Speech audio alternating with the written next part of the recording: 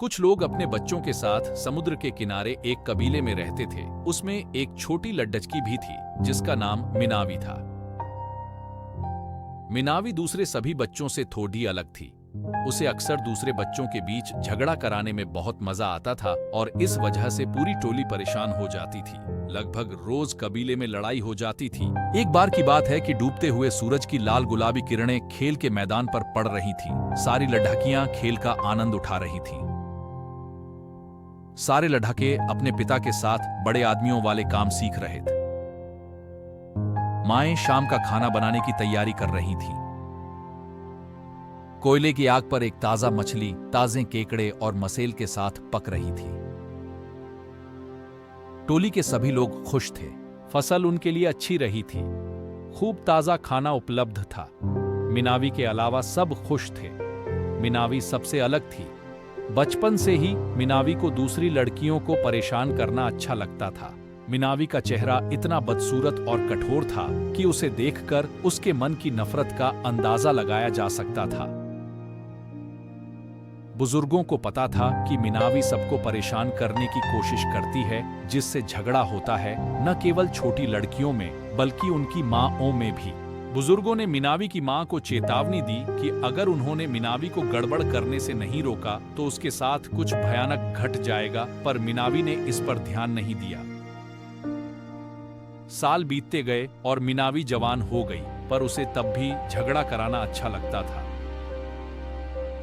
एक दिन सारी जवान लड़कियों को मिनावी को भी दुल्हन बनने के लिए तैयार होना था। मिनावी भी अन्य लड़कियों के साथ खड्डी हो गई। बुजुर्गों ने बताया कि कौन सा लड़का किससे शादी करेगा। समारोह के आखिर में मिनावी अकेली खड़ी रह गई। किसी भी लड़के ने उसे शादी के लिए नहीं चुना। मिनावी के मन में नफरत और ज्यादा बढ़ गई। उसने टोली में और भी ज्यादा गड़बड़ करनी शुरू कर दी। कबीले में रोज ही लड़ाइयां होने लगीं। मिनावी अपनी छोटी सी झोपड़ी में बैठी रहती और देखा करती, आप ही खुश होती रहती।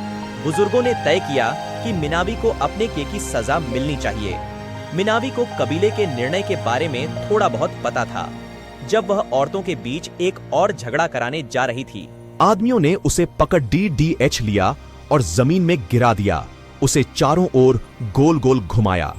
वह किसी तरह भाग निकली और समुद्र के किनारे पहुंच गई, जहां उसने बुरी आत्माओं से प्रार्थना की कि वे उसे एक क्रूर जानवर में बदल दें, जिससे वह अपने कबीले से बदला ले सके। मिनावी एक बड़े मगरमच्छ में बदल गई और चुपचाप कीचड़ DH में घुस गई। वह अपने शिकार का इंतजार करने लगी। कबीले के लोग धीरे धीरे मिनावी को भूल गए और अपनी दिनचर्या में व्यस्त हो गए।